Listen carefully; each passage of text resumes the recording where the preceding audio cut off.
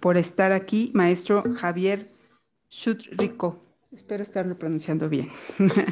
Bueno, la ponencia se ha titulado Delitos sexuales en casos de vulnerabilidad. Entiendo que nos platicará precisamente de metodologías en en la defensa, ¿no? Como estrategias de litigación en el armado de un caso. Y eso a nosotros nos viene muy bien desde el ámbito de las ciencias forenses porque se cruza. Es algo que, que se estudia en esta escuela, porque el perfil del científico forense tiene un gran componente de derecho y se cruza con las ciencias forenses y las técnicas que puedan ser auxiliares de la justicia. Voy a leer un breve resumen curricular del maestro Javier Schutt. Él es egresado del Instituto Tecnológico Autónomo de México, donde obtuvo el título de licenciado en Derecho con mención especial y en el que cursó la maestría en Políticas Públicas. Actualmente es profesor en el ITAM, miembro del Comité del Área de Derecho Penal, de la cual es cofundador. Además, es organizador y participante de seminarios y coordinador del Seminario de Filosofía Penal. También ha sido profesor invitado a nivel de posgrado. En el desempeño de la profesión como abogado postulante, en 2009 se incorporó al bufete Aguilar Sincer y desde el 2018 es socio titular del despacho Schutt y del Sol Abogados. Ha llevado importantes casos ante los tribunales mexicanos, tanto en defensa de imputados como en asesoría jurídica de víctimas por todo tipo de delitos, así como ha dado asesoría legislativa y en tres órdenes y niveles de gobierno. Además, hace litigio estratégico y patrocinio pro bono de víctimas en defensa de derechos humanos. Es socio fundador y vocero de Desarma México AC. Ha sido panelista en sesiones del Seminario sobre Violencia y Paz del Colegio de México, conferencista en el Colegio de Profesores de Derecho Penal de la UNAM y del Instituto EVO. Invitado en programas de radio y televisión nacionales y extranjeras como experto y en su calidad de abogado de parte. Cursó el posgrado de Delincuencia Corporativa y Criminal Compliance de la Fundación General de la Universidad de Salamanca, así como 3 ediciones del seminario Luigi Ferraioli de Teoría y Derecho Penal Comparado. Cuenta con una especialidad en el Sistema Integral de Justicia Penal para Adolescentes. La Academia Mexicana de Ciencias Penales publicó un artículo de su autoría en la edición especial de la revista Criminalia por el 80 aniversario de esa institución y es miembro de la Barra Mexicana de Abogados, Colegio de Abogados AC, en la que ha sido tribuno en asambleas de la misma y conferencia. Le dejo la palabra al maestro Schutt Rico y terminando su intervención, pues subo para que podamos platicar con él, todo el mundo. Muchas gracias. Muchísimas gracias, doctora.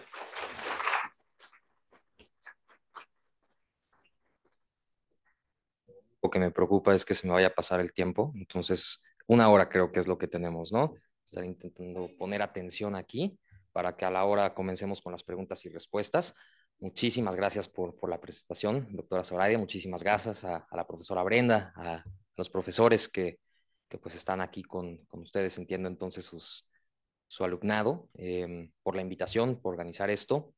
Y pues justo como lo decía usted, doctora, me parece fundamental que distintas disciplinas se hablen entre sí, ¿no?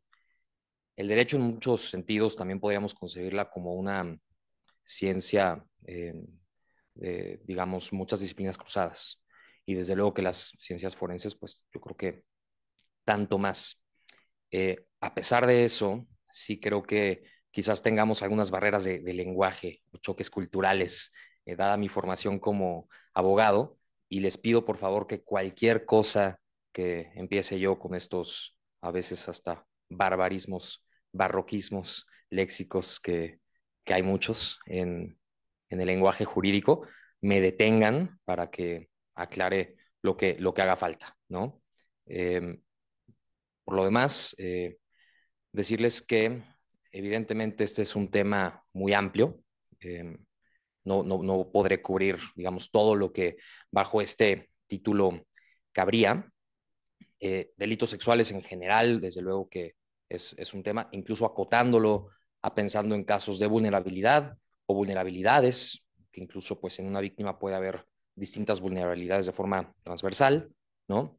Eh, Aún así, pues la verdad es que no da el tiempo de cubrir todo, pero esperemos que lo que alcancemos a ver les sea útil, ¿no? Y si quieren, con eso empezamos por aclararles el enfoque de esta exposición, de esta ponencia. Por un lado, un enfoque teórico y por otro lado, un enfoque práctico.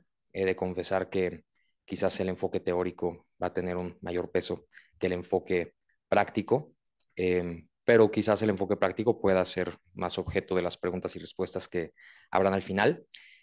Y en ese sentido, pues aquí simplemente se aclara qué componentes tiene el enfoque teórico, que es desde la dogmática jurídico-penal, una forma de estudiar el derecho penal que nace específicamente en Alemania con el fenómeno de la codificación. Eh, Autores en su momento como von Jhering, Belling, Binding, que pasa por muchos momentos de transformación hasta la actualidad con el funcionalismo, con autores como Roxin, como Jacobs. Esto, digamos, es demasiado quizás de nicho, los autores, pero pues básicamente ellos son quienes escriben desde la dogmática jurídico-penal, tanto en relación con la parte general como con la parte especial. ¿Qué quiere decir esto de parte general y parte especial? Podemos verlo como la división en los códigos penales sustantivos, que tienen libro primero, parte general, libro segundo, parte especial o de los delitos, ¿no? Veremos que también hay enfoques de teoría de la pena y teoría del delito que son importantes para el tema específico que tenemos hoy, que es más de parte especial, ¿no? Que son los delitos sexuales. Eh, Desde luego también importantísima la perspectiva de género o digamos la teoría crítica desde los feminismos del derecho penal, en el entendido de que el derecho penal, como tantas otras cosas, no solamente ciencias, sino también la propia ley penal y muchos, digamos, productos humanos, son productos del patriarcado, ¿no? Son productos del androcentrismo y en esa medida tener siempre un enfoque que tome en cuenta lo anterior es muy importante, ¿no? Para revelar cosas que quizás en un primer vistazo puedan no ser tan obvias, pero que implican alguna discriminación por cómo esté ya sea redactada la ley penal o interpretada desde el punto de vista científico o incluso judicial, ¿no? Y el enfoque práctico, verán algunos casos, unos son reales, otros son hipotéticos, con los cuales vamos a ir abordando los subtemas y algunas referencias a criterios de tesis y de jurisprudencia de nuestros tribunales colegiados y de la Suprema Corte de Justicia de la Nación. Ahora, por lo que hace al contenido de la exposición, primero veremos modelos punitivos, en particular de los delitos sexuales. Platicaremos en específico de, digamos, la tendencia más reciente que seguramente han escuchado, el populismo punitivo, ¿no? Y en particular en materia de delitos sexuales se cruzan muchas cosas, hay tensiones que sería muy interesante explorar desde puntos de vista sociológicos, antropológicos. Nosotros lo vamos a ver muy por encima, pero lo vamos a tratar y las nuevas perspectivas, desde luego, que podríamos, con las que se podría responder, digamos, a ese punitivismo. Vamos a abordar algunos criterios de sistematización, esto porque ayuda un poco a ordenar el pensamiento y ordenar el objeto de estudio, digamos, el pensar en cómo podrían, desde un punto de vista, por ejemplo, legislativo, pero también criminológico, cómo podrían ordenarse, clasificarse, sistematizarse las diferentes conductas que lesionan bienes jurídicos relacionados con la sexualidad. Y lo digo de esa manera amplia, bienes jurídicos relacionados con la sexualidad, porque, como saben, y ya una pregunta así lo reveló, no solo es la libertad sexual, sino también la intimidad sexual, que se mencionó, y el normal desarrollo psicosexual en el caso de menores, que a mí la utilización ahí de la palabra normal me parece preocupante. Esto en línea con lo que ha manifestado en un grupo de trabajo que tenemos la muy querida colega Alicia Solini, ella miembro de la Academia Mexicana de Ciencias Penales y con quien con un grupo amplio de trabajo estamos trabajando un código penal modelo. Lo que critica y comparto por completo es que no hay una normalidad en el desarrollo psicosexual, ¿no? Y que así clasificarla pues puede resultar discriminatorio respecto de disidencias sexuales y pretender que haya lo normal frente a lo anormal, cuando en realidad quizás es lo relevante es si se violan o no derechos, ¿no? Y vamos a ver por último algunos temas específicos. Por ahora no voy a leer estos subtítulos, pero son estos 5, así que el tiempo apremia, vámonos de volada. Entonces, modelos punitivos. Este, digamos que es la historia de la sanción de las conductas relacionadas con la sexualidad, ¿no? Esto está basado en esta lectura. Vaya, les podría yo, además de un par de referencias bibliográficas que tengo aquí, dejar para que las tengan muchas otras, pero por lo pronto este apartado en específico tiene esta fuente. Y comenzamos con el modelo de la teología moral escolástica, ¿no? Aquí lo que había era una represión de la sexualidad y se veía nada más como para efectos de la reproducción, ¿no? Para efectos de la conservación de la especie, y se consideraba que la actividad sexual solamente era natural, hablando de palabras como normal, ¿no? Entre cónyuges. Siempre que haya referencias a lo natural, ojo ahí, ¿no? Porque hay escondidos razonamientos más bien de índole moral. Eh, la coacción, el obligar a una persona para efectos de una conducta sexual, no era en lo absoluto el foco de énfasis en este modelo de teología moral escolástica. Y, por ejemplo, entre cónyuges no se concebía la posibilidad de un delito de violación, porque no podía existir violación entre personas casadas. Entre ellas lo que había era un débito carnal, ¿no? Luego se transita al modelo de la ilustración. Aquí la libertad en general es, digamos, como lo transversal a la ilustración, y en particular respecto de los delitos sexuales y los modelos penales, es precisamente el fundamento, ¿no?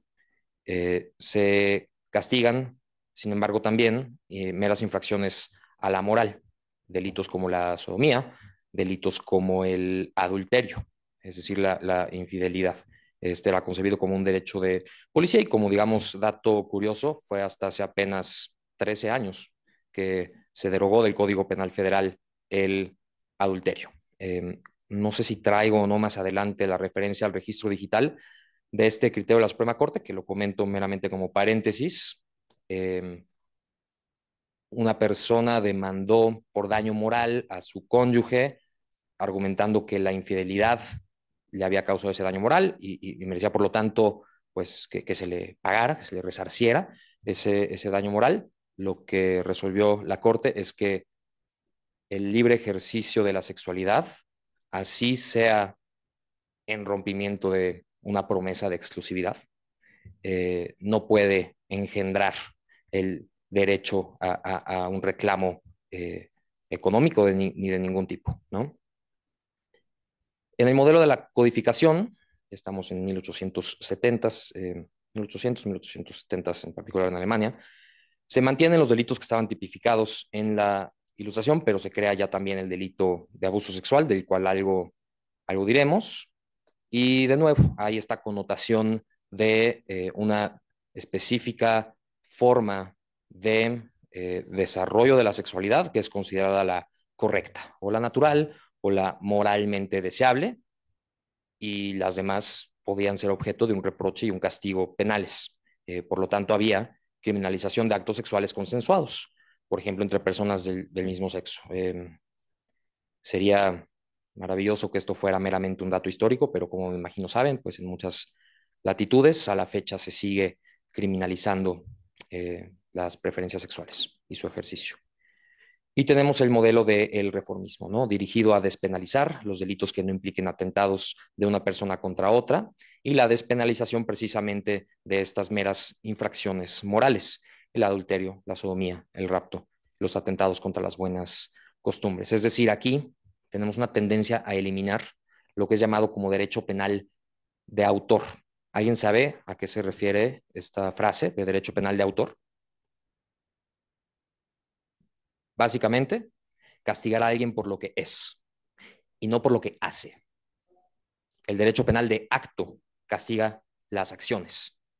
Ese es el paradigma que rige hoy en nuestro ordenamiento jurídico. ¿Está claro? Y en ese sentido, se busca eliminar cualquier instancia de derecho penal de autor. Sin embargo, spoiler alert, hay todavía muchísimas instancias de derecho penal de autor vigentes en la legislación, y una labor que no tiene ningún desperdicio es estar precisamente revisando el derecho para detectar este tipo de instancias, ¿no? Ahora, de manera más contemporánea, este modelo reformista se intensifica, en particular con un muy importante énfasis en la mujer, no como única posible víctima de este tipo de conductas, pero sí como una víctima muchísimo más frecuente de este tipo de conductas, así como no solo mujeres, sino también disidencias sexuales, término que yo he, digamos, preferido utilizar frente al de diversidad. Me parece que el de disidencia cumple mejor un propósito simbólico en cuanto al uso del lenguaje. En estas tendencias contemporáneas se trata de tomarse la libertad con mucha mayor seriedad, ¿no? Cuestionar casos muchísimo más limítrofes, como podríamos pensar en el caso de violaciones equiparadas, cuando lo que no se tiene es una capacidad para resistir un acto sexual por encontrarse, por ejemplo, la víctima alcoholizada, ¿no? Y si eso es tanto como una violación. Pensar también en las asimetrías de poder, como pueden ser relaciones docentes, relaciones familiares, relaciones laborales, en su caso como agravantes. Esta conferencia se llama Delitos sexuales en casos de vulnerabilidad. Veremos que el que la víctima sea hija, alumna o subordinada laboral de el sujeto activo del delito, y utilizo a propósito la víctima en femenino y el sujeto activo en masculino, porque, insisto, es lo más frecuente, no es lo único, por supuesto, eh, implica una mayor vulnerabilidad.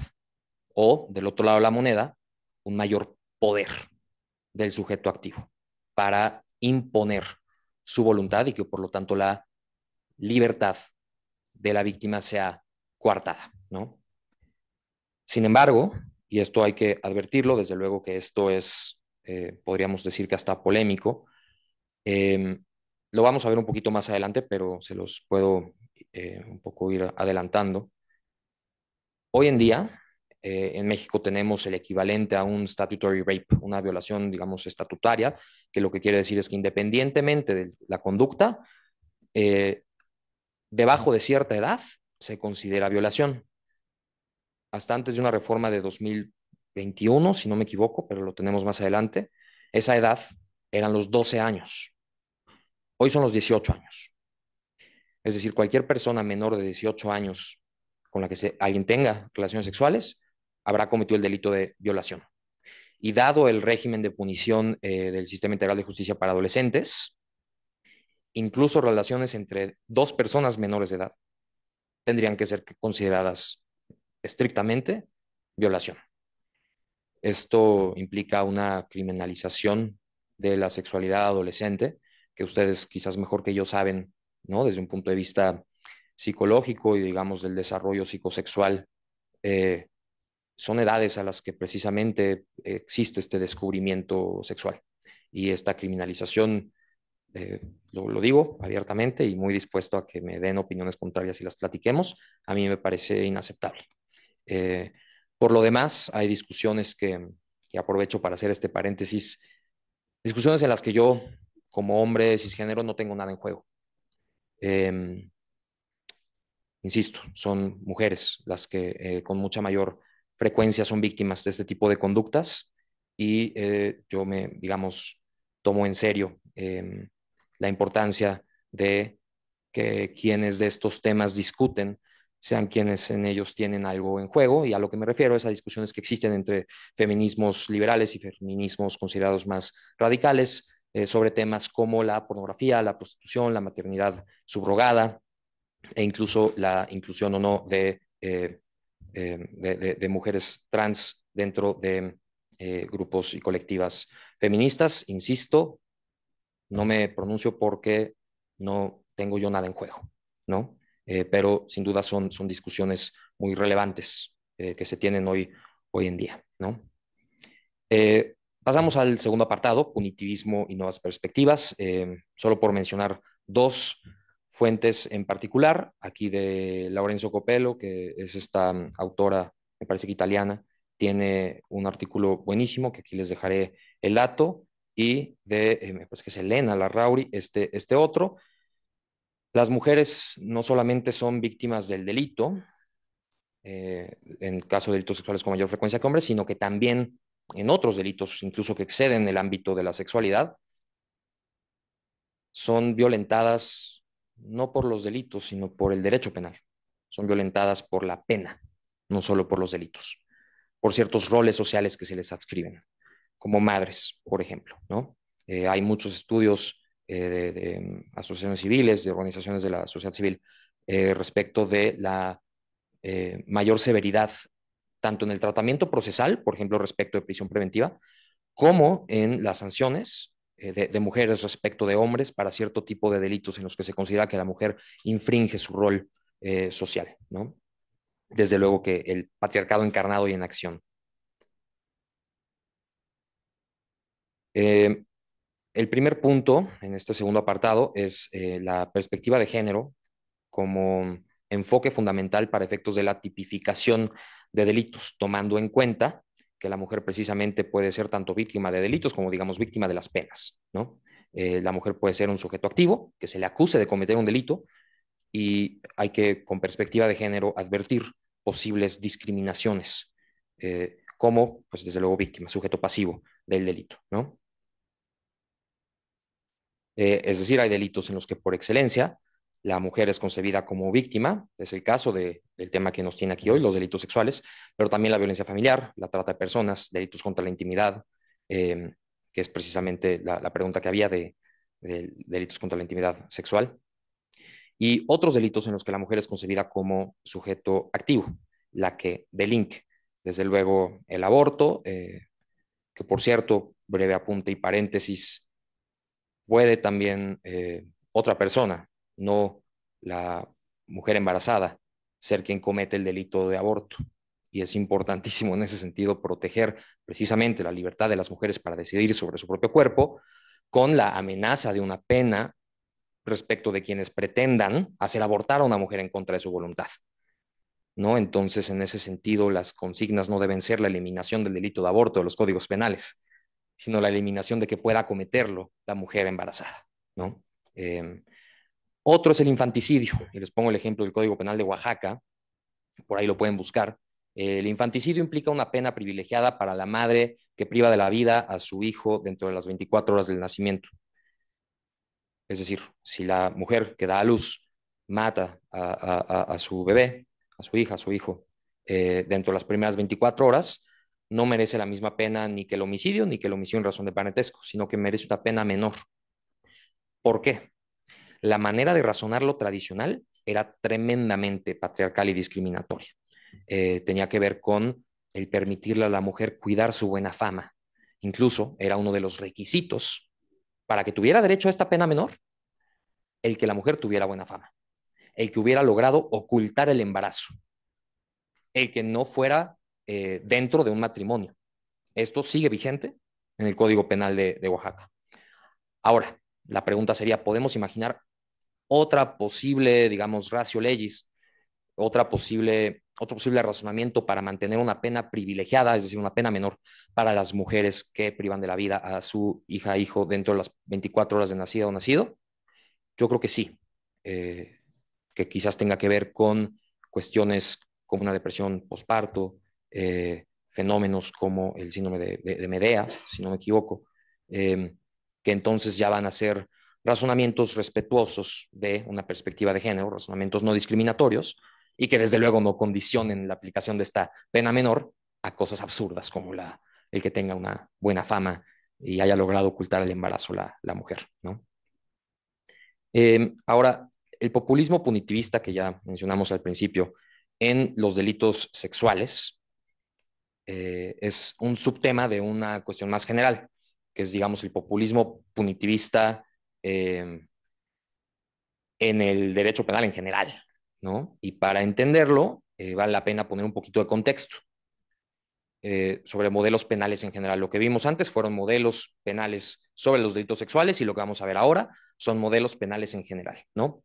Tenemos el modelo resocializador, por ejemplo, del positivismo italiano, del homo delincuente, ¿no? De Ferri, el correccionalismo español, que por lo que hace el primero, lo que concebía era que lo que había que hacer era darle un tratamiento a la persona delincuente, porque es víctima de sus circunstancias, porque fue determinada para delinquir. En el extremo, esta teoría es compatible con el determinismo, como digamos ontología monista, eh, que niega la posibilidad de un libre albedrío, y en ese sentido, pues no tiene sentido castigar a nadie, sino que lo que hay que hacer es curarles, ¿no? A esto podríamos, desde luego, objetar y criticar que niega agencia, niega el que las personas puedan responder por sus acciones. Hay al respecto una lectura que les recomiendo muchísimo de Alf Ross, se llama On Guilt, Punishment and Responsibility, sobre la culpa, el castigo y la responsabilidad, que lo que acaba por concluir, otro spoiler, es que incluso si el mundo efectivamente está completamente determinado, ¿no? Desde un punto de vista mecanicista y demás, tiene sentido hablar de responsabilidad por un efecto simbólico. Eh, y en este modelo resocializador, desde luego que las ciencias del comportamiento son un componente fundamental. El derecho penal mínimo, piensen en Luigi Ferraioli, piensen, ¿no? Incluso, digamos, en papel, a nivel por lo menos constitucional, lo que se pretende, y de tratados internacionales, la concepción del derecho penal bajo el principio de ultima ratio, bajo el principio de protección subsidiaria de bienes jurídicos. El derecho penal es terrible, es un mal, pero es un mal necesario que hay que reducir a su mínima expresión. Esta es como la filosofía garantista, y por lo tanto el objetivo no es solamente reducir los índices delictivos, porque si quisiéramos reducir los índices delictivos y ese fuera el único objetivo, pena de muerte para todos los delitos, ¿no? Un derecho de policía tremendo, que tengamos toques de queda, y les aseguro que bajan los índices delictivos.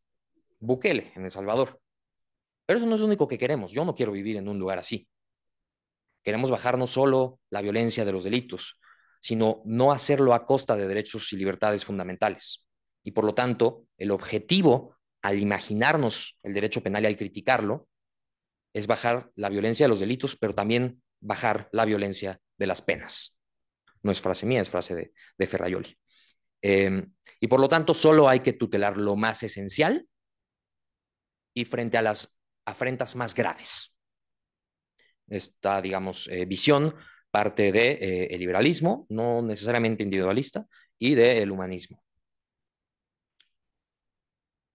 Ahora, tenemos el modelo que podríamos caracterizar, y así lo hace este autor, como el modelo vigente.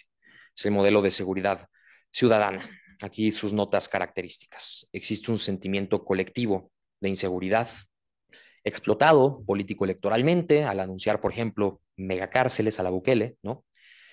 Las personas se conciben más como potenciales víctimas que como potenciales acusadas o acusados.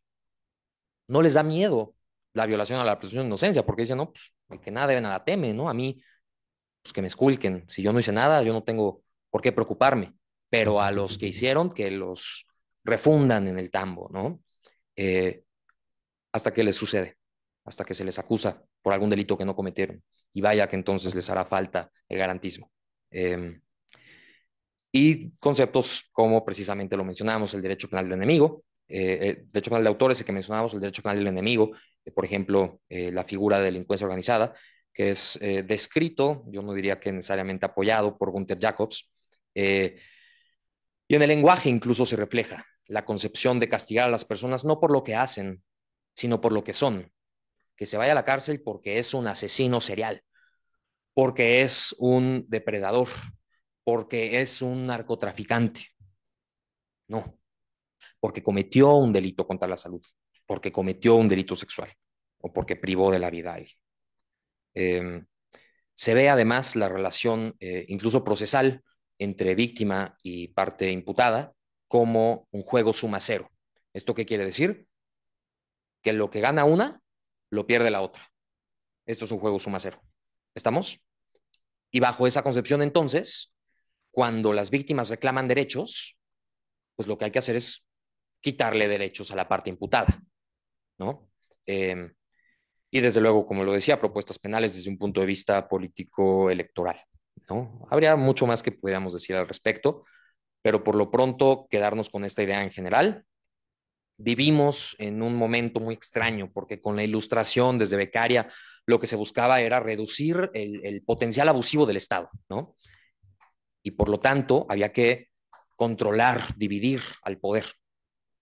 Ahora hay una entusiasta reivindicación de la pena de prisión, una visión de que la sociedad tiene derecho a la cárcel, que yo no necesariamente estoy peleado con eso, pero lo que tiene que haber también es una pedagogía de que justicia no solo es cárcel, ¿no? Vamos a tratar un poquito de ese tema más adelante.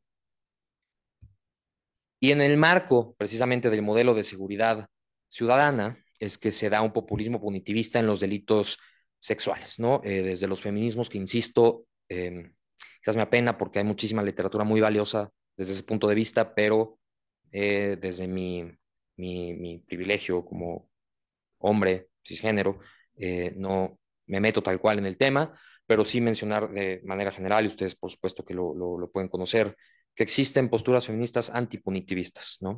Eh, que no reclaman cárcel ante todo, cárcel como la máxima solución. Eh, Desde el otro extremo, en cambio, se pide, por ejemplo, castración química, pena de muerte, la constante elevación de los años de cárcel, ¿no? Y a pesar de supuestas penas máximas de 70 años, eh, se tienen delitos que implican más de 100 años, desde luego que una prisión vitalicia, que existe, por ejemplo, como pena máxima en el Estado de México y para muchos delitos está prevista, eh, ¿dónde queda entonces el fin de reinserción social? Nadie se puede reinsertar si el resto de su vida lo va a pasar en la cárcel, ¿no? Eh, y también el populismo punitivista en los delitos sexuales implica dejar de distinguir. Relacionado con el modelo de seguridad ciudadana, en una clase que tomé en la maestría en políticas públicas sobre los medios de comunicación y su transformación en el tiempo, vivimos, como saben, en un mundo muy polarizado que tiene que ver justamente con la comunicación de nicho, que ya permite el Internet y las tecnologías de la información y la comunicación en general. Esto lo que implica es que los grises y matices los hemos perdido, ya no son del interés de nadie, porque además no son sexys, no son atractivos, ¿no? Nos vamos a los extremos, a los maniqueísmos, a la polarización. Y en el caso de los delitos sexuales, esto implica el no distinguir cosas que son distintas entre sí, unas más graves que otras. Podemos hablar de niveles de gravedad. Por ejemplo, es más grave una misma conducta si se comete en un caso de vulnerabilidad, como se titula la ponencia de hoy. No todo tiene que tener la misma consecuencia. Y es bien importante distinguir desde un punto de vista incluso quizás más cercano a lo suyo, digamos, sociológico, criminológico, de ver el derecho penal como un sistema de incentivos de la conducta humana. Entonces las penas como precios. Pero si todas las penas son altísimas, pues ya no hay distinción, ya no se sabe qué es más grave. Y hay un mandato constitucional en el artículo 22 para la proporcionalidad de las penas, ¿no? Y como ejemplo meramente, el secuestro tiene de inmediato y por su misma naturaleza se dan muchas de las agravantes y tiene por lo tanto penas ya de 100 años para arriba, pero si además matan a la persona secuestrada, sube a 150 años. ¿Cuál va a ser la lógica de un secuestrador? Si matar a la persona secuestrada reduce la probabilidad de que le apliquen la pena y de todas formas entre 100 y 150 años es prisión vitalicia, es un incentivo perverso. ¿Se entiende? Y lo mismo puede ocurrir con casos como el feminicidio. Ahora, ante este fenómeno, ante este populismo punitivista, existen nuevas perspectivas, visiones alternativas. Aquí les propongo unas cuantas, ¿no? La justicia restaurativa, que pone en el centro a las víctimas y que pone en sus manos la decisión de qué consecuencia debe haber, de hasta dónde debe llegar el proceso penal.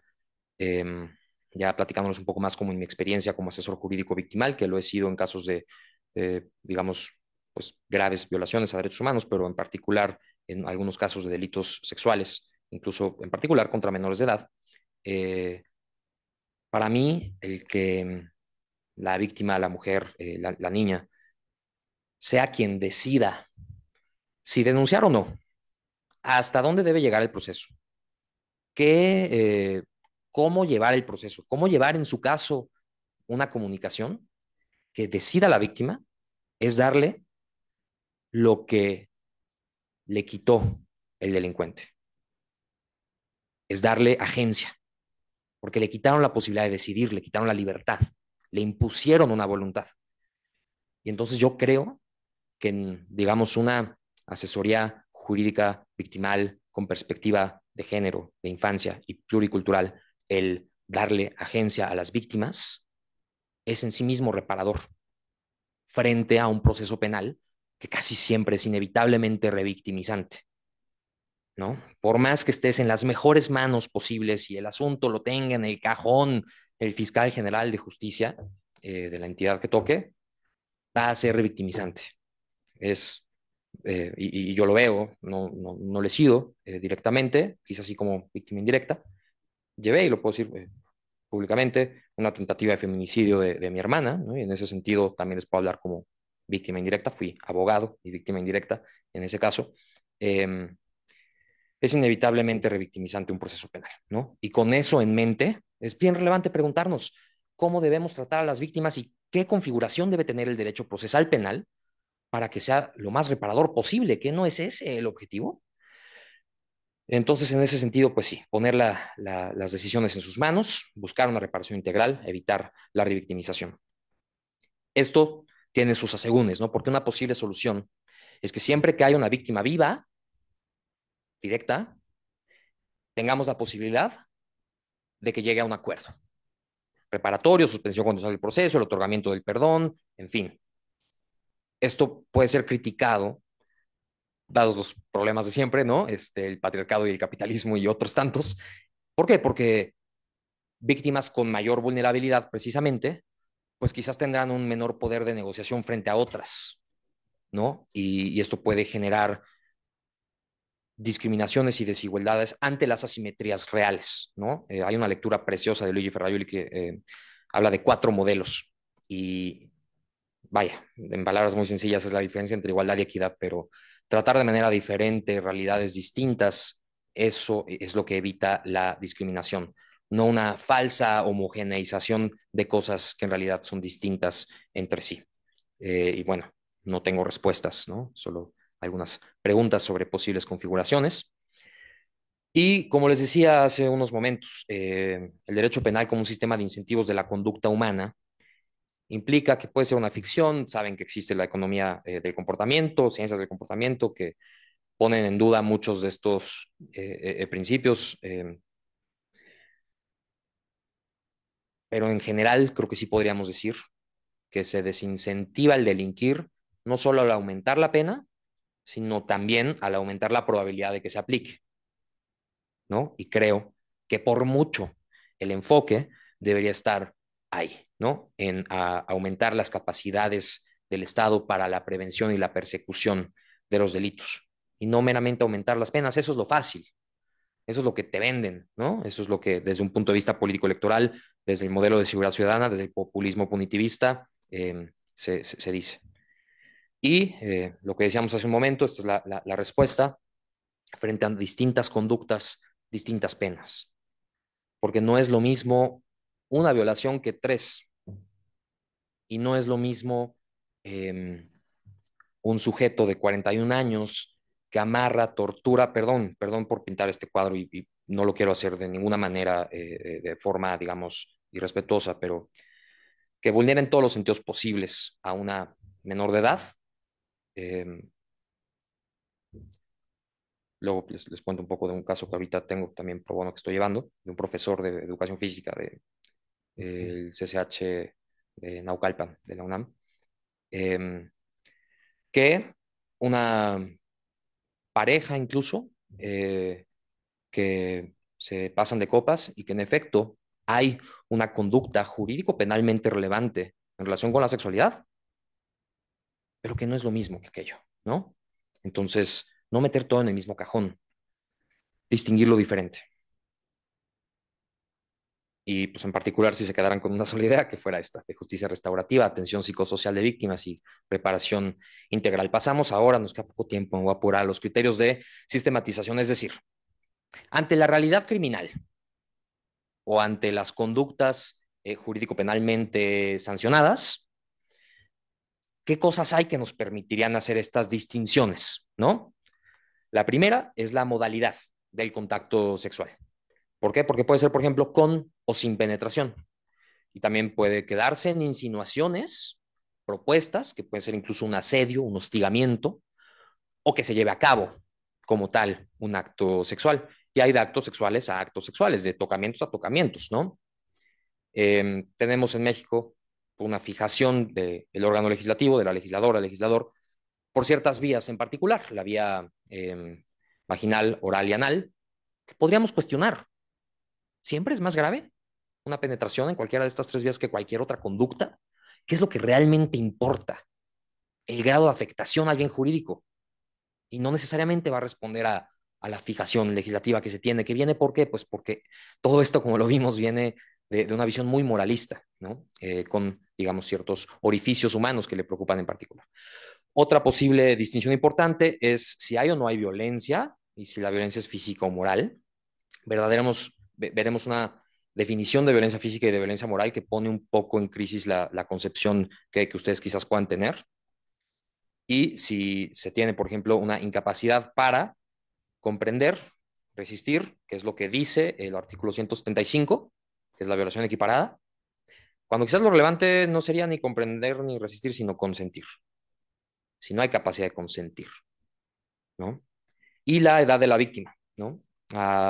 Respecto a la edad de la víctima, es bien importante distinguir bienes jurídicos, ¿no? Ya vimos libertad sexual, intimidad sexual, y podemos hablar de indemnidad sexual. En relación con delitos cometidos contra menores de edad, se dice que lo que se protege es más bien la indemnidad sexual. Entonces, en los delitos contra personas mayores de edad, se protege el libre consentimiento. ¿Por qué? Porque una persona mayor de edad es capaz de dar un consentimiento libre. En el caso de personas menores de cierta edad o incapaces en algún otro sentido, lo que se protege es su integridad o vulnerabilidad. ¿Está clara la distinción entre libertad sexual e indemnidad sexual? Con esto entonces podríamos concebir un espectro con diferentes umbrales que nos permitiría hacer distinciones para, insisto, no meter todo en un cajón, ¿no? Sino empezar a pensar, bueno, a ver cuáles son las diferentes modalidades de una conducta criminalmente relevante para efectos de la sexualidad y cuál es más grave que otra, ¿no? Y entonces empezar a imaginar una configuración posible de un derecho penal que sea proporcional, que implique un desincentivo real. Por ejemplo, podríamos poner un umbral, una cierta edad, a partir de la cual lo que nos interesa proteger es el libre consentimiento y no la indemnidad. Eh, los 15 años, por ejemplo, de 15 para abajo, de 15 a 18 como otro posible segmento, 18 para arriba como el tercero. Este, desde luego pueden ser otras las edades, ¿no? Esto es una discusión técnica, ¿no? Científica. Entonces podríamos tener algo así, ¿no?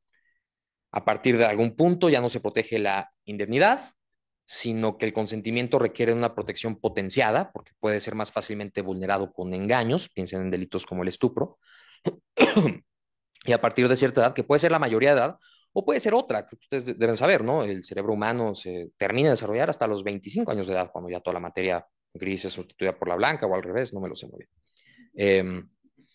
En fin, eso sería deseable, pero eso no es lo que hay.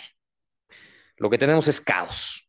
Tenemos un caos legislativo en torno a estos conceptos y además, como les decía, dado que en general, por el desarrollo histórico que vimos, ¿no? Desde el modelo eclesiástico, estos son delitos que vienen de una visión moral y en particular en el Código Penal de la Ciudad de México, incluso el título que hoy se corresponde con el libre desarrollo de la personalidad, era antes delitos contra la moral pública. Además del caos, tenemos una gran contaminación por instancias de derecho penal de autor de perfeccionismo moral en todos estos delitos. Pasamos ahora ya a los temas selectos, que es lo último. Me voy a apurar, quedan unos 15, 20 minutos. Em, Estos son los 5 subtemas que elegí para exponerles el día de hoy, ¿no? Como lo podrán advertir, los conceptos de violencia, que lo que pueden afectar es el libre consentimiento, que si lo que no hay es consentimiento, lo que se está afectando es la libertad, porque lo que hay es una coacción, son 3 quizás de los conceptos más centrales a la hora de estudiar y ordenar un poco el pensamiento en torno a los delitos sexuales. Eh, Vamos a discutir un poquito al respecto, aunque me voy a ir un poco rápido. Entonces me van a tener que contestar. Igual le voy a elegir así para que me resuelvan casos, ¿eh? Para que me respondan preguntas medio de sí o no, o todos pueden gritar. Pero primero, que tengan muy claro, si no es que lo tienen claro, el artículo 174, al que por medio de la violencia física o moral realice cópula con persona de cualquier sexo, se le impondrá tal pena, y se entiende por cópula la introducción del pene en el cuerpo humano por vía vaginal, anal o bucal. Como les decía, la fijación por estos 3 orificios. Y aquí se sancionará con la misma pena a quien introduzca una parte del cuerpo humano distinta al pene o bien un instrumento o algún elemento por medio también de la violencia física o moral. Si además hay un vínculo matrimonial de concubinato o de pareja, se perseguirá por querella. Esto tiene una consecuencia muy adversa. Los delitos de querella prescriben al año a partir de que se tiene conocimiento del delito del delincuente. Y justamente en el caso de violaciones cometidas entre cónyuges, la víctima va quizás a tardar más tiempo en entender qué fue lo que le pasó, a aceptarlo, asimilarlo y estar dispuesta a denunciarlo, sobre todo si además de ser víctima de violación es víctima de otras violencias. Entonces esto es así, esto es preocupantísimo. No tendría por qué estar atada la querella, el que tenga, no tendría por qué estar atada la prescripción a la querella ni la querella a el derecho a transigir, pero así lo está.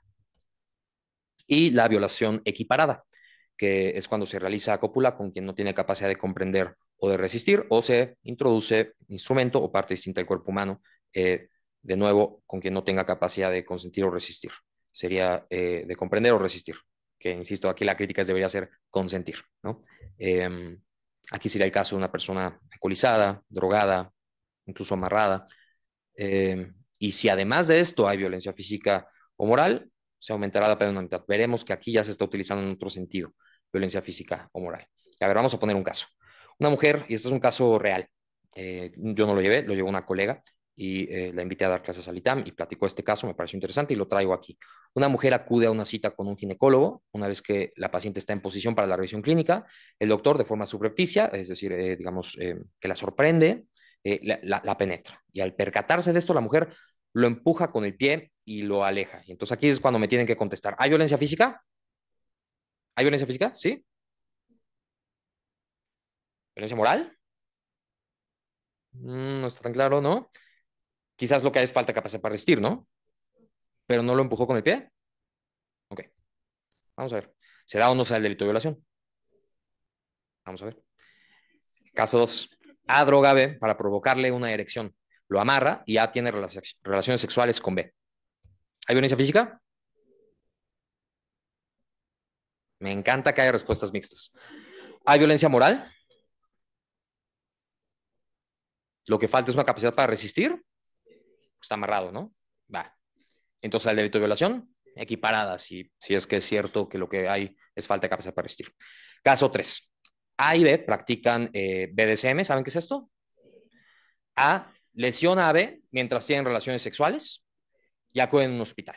Y para quienes no, digamos, es una pareja que le gusta golpearse, amarrarse, ejercer violencia física mientras tienen relaciones sexuales consentidas, pero se le pasa la mano, ¿no? A una de estas 2 personas, entonces tienen que ir a un hospital. El personal médico advierte que hay señas de violencia sexual y por lo tanto pues, se le da aviso al Ministerio Público. ¿Ok? ¿Aquí hay violencia física, sí o no? Entonces, ¿da el delito de violación, sí o no? ¿Por qué no? ¿Por qué? Consentimiento, perfecto, es correcto. Caso 4. A droga a B y a C para forzarles a tener relaciones sexuales. Una persona droga a 2 personas para que tengan relaciones sexuales entre ellas. ¿Se da el delito de violación?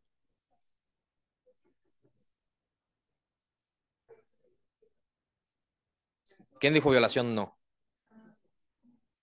¿Qué delito sea? Muy bien, sí.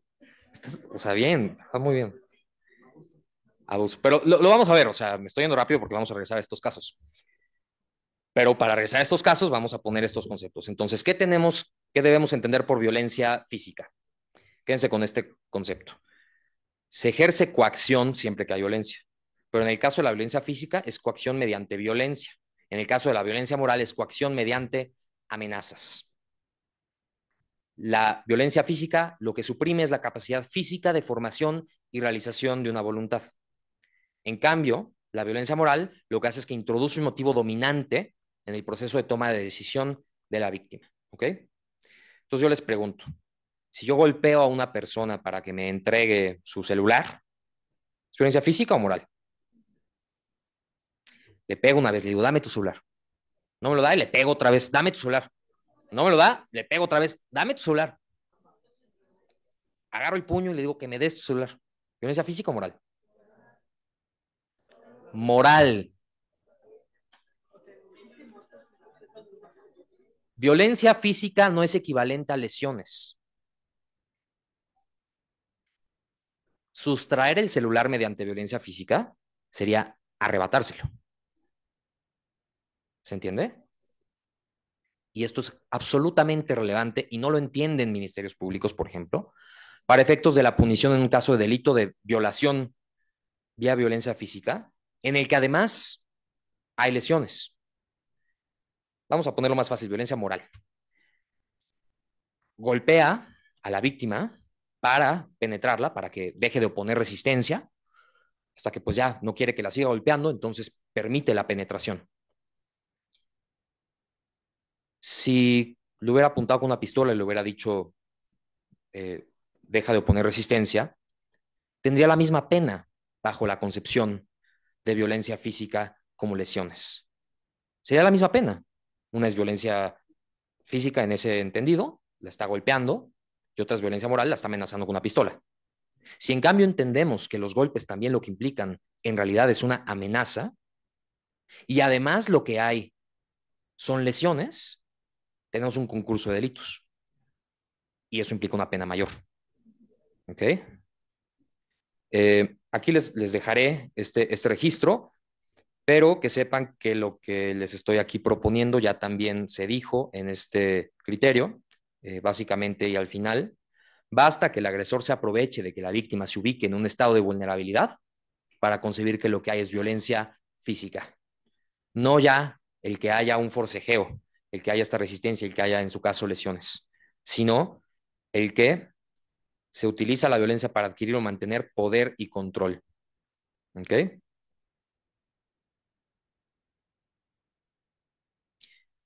Ahora esto ya lo contestaron ustedes, ¿no?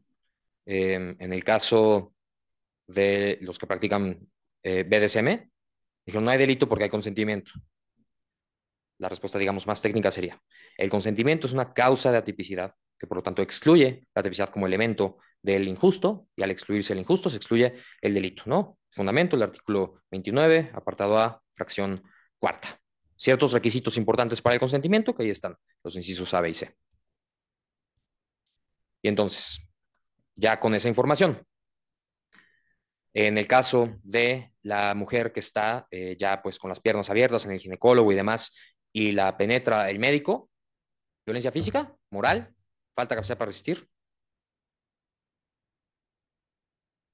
violencia física, o también podríamos argumentar falta de capacidad para resistir. ¿Se acuerdan cuando vimos el 175? Es en realidad por este entendimiento distinto de la violencia física que hace falta siquiera tener la violación equiparada. Quizás no haría falta si se entendiera violencia física de la manera que aquí se propone. En un extremo incluso bastaría para los casos donde no hay capacidad para consentir. Ahora, también es cierto que el derecho penal no solamente debe cumplir una función, digamos, de navaja de Ockham, ¿no? De los menos elementos posibles, sino a veces también debe ser pedagógico y debe ser fácil de entender, que no se preste interpretaciones y pues cumple también esa función que existe, la violación equiparada. En el caso en el que A droga B para provocar una erección, lo amarra y tiene relaciones sexuales, ¿qué tenemos? Violencia física o, insisto, falta de capacidad para resistir. En el caso de BDSM, lo dijeron ustedes ya muy bien, causa tipicidad consistente en el consentimiento sobre un bien jurídico disponible, como lo es la sexualidad, incluso a efectos de que haya violencia física en la sexualidad. Quizás en los modelos anteriores, ¿no? Hubiera sido castigado por ser un tema de sodomía o, en fin, una práctica sexual desaprobada desde un punto de vista moral. Y en este caso no hay el tiempo para, digamos, todo lo que implica esta explicación, pero hay quienes sostienen que el delito de violación es un delito de mera conducta y no de resultado. Esto implica muchas cosas que no se puede realizar en comisión por omisión, por ejemplo, y quizás además que no cabe una figura como la autoría mediata. Si se tuviera esa postura, se sostendría entonces que lo que hay es un abuso sexual, pero no es necesaria esa postura.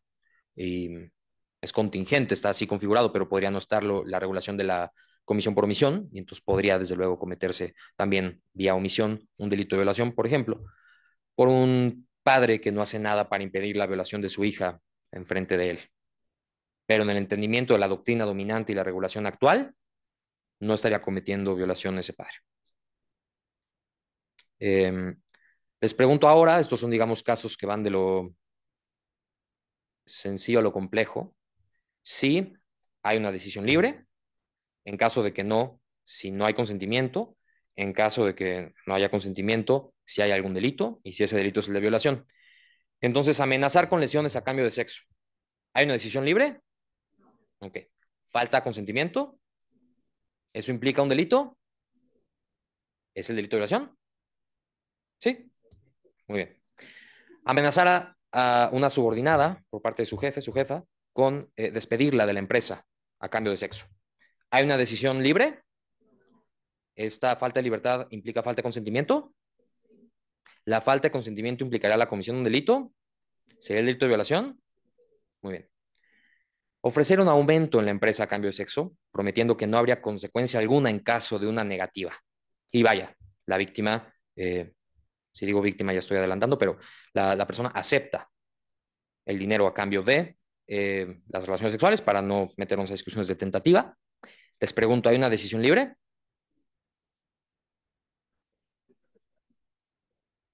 Bueno, habría quien repararía y diría que tu jefe te ofrezca dinero o un aumento a cambio de sexo es abusar de una relación asimétrica de poder y entonces no es una decisión realmente libre, ¿no? Ahora, la falta de esa libertad implica falta de consentimiento, pudiera ser, ¿no? En algunos extremos lo que se dice es que si no hay que no importa si hay consentimiento, lo que importa es si hay deseo, si no hay deseo es violación. Posturas de feminismos radicales, por ejemplo, en contra de la prostitución, tienen este tipo de lógicas, ¿no? Porque pues sí hay consentimiento, pero hay unas condiciones estructurales, dado el patriarcado, dado el capitalismo, dada la precariedad, dada la vulnerabilidad, que es una explotación sexual. Y sí, está aceptando, pero porque si no se muere de hambre, porque no tiene para alimentar a su familia. Hay violación, hay una conducta jurídico-penalmente relevante. En general, tener relaciones sexuales con una persona subordinada en el trabajo, pues también podría ser problemático. Ojo, decir que es problemático no implica decir que es violación. Aquí lo que importa es esa graduabilidad. ¿Ok? Una pregunta es si debe ser de relevancia para el derecho penal. Otra es qué es y qué tan grave es. ¿Ok? Y aquí pues el tema de la prostitución en particular. ¿No? Pasamos al segundo subtema. Creo que ya estamos con el tiempo súper encima, pero comete el delito. ¿Hasta qué hora tenemos para tenerlo claro? ¿Hay una hora específica, así como para cortar? 10 minutos más y pasamos a preguntas y respuestas. ¿O 10 minutos ya sin preguntas y respuestas? Ok. Entonces, rapidísimo. Este es el delito de ley Olimpia. Daré por hecho que lo conocen para no leerlo. Estas son las agravantes del delito de ley Olimpia y precisamente muchas de estas agravantes a lo que obedecen es a la vulnerabilidad de la víctima. Por ejemplo, el que siquiera forme parte de una comunidad como la afromexicana o de identidad indígena hace más grave la conducta. Es una presunción desde mi punto de vista legítima y válida. No se expresa como una presunción, pero es su verdadera naturaleza. Probablemente, si pertenece a alguna de estas comunidades, habrá mayor vulnerabilidad y probablemente entonces habrá mayor, ya sea puesta en peligro o efectiva lesión del bien jurídico. Este delito de ley Olimpia me parece a mí un ejemplo paradigmático de una transformación cultural, porque hasta hace no mucho hay un documental en Netflix, The Worst Guy in the Internet o algo así se llama, que básicamente era esta pornografía de venganza, ¿no? Tenía una página que a eso se dedicaba, que era para que todas las personas le enviaran a él contenido íntimo sexual de sus exparejas para que él lo hiciera público en esta página. Esto no era un delito. Y en este documental incluso declaran los fiscales en Estados Unidos que pues sí, que esto no era un delito y no está como tal contemplado, entonces pues es impune el divulgar contenido íntimo sexual sin el consentimiento de la persona que ahí aparece. Porque esto no es que en esencia necesariamente deba ser castigado.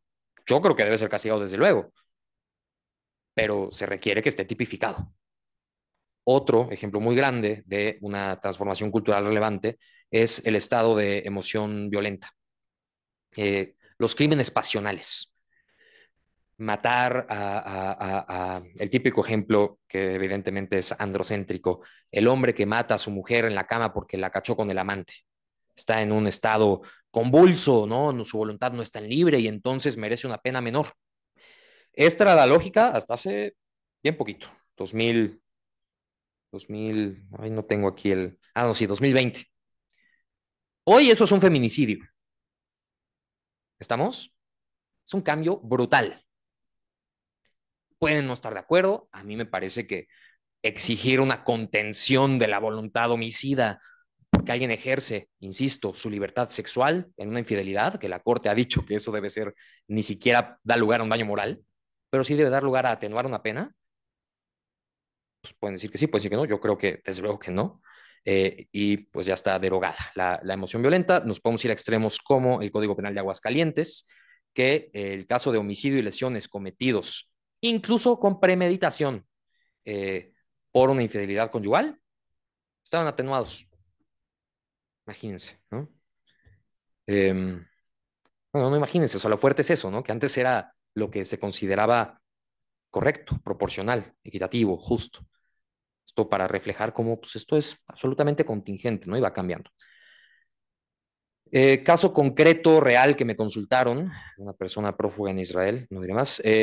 Divulga imágenes y videos de la circuncisión de B cuando era un bebé. ¿Esto es un delito? ¿Es contenido íntimo sexual? ¿Íntimo sexual?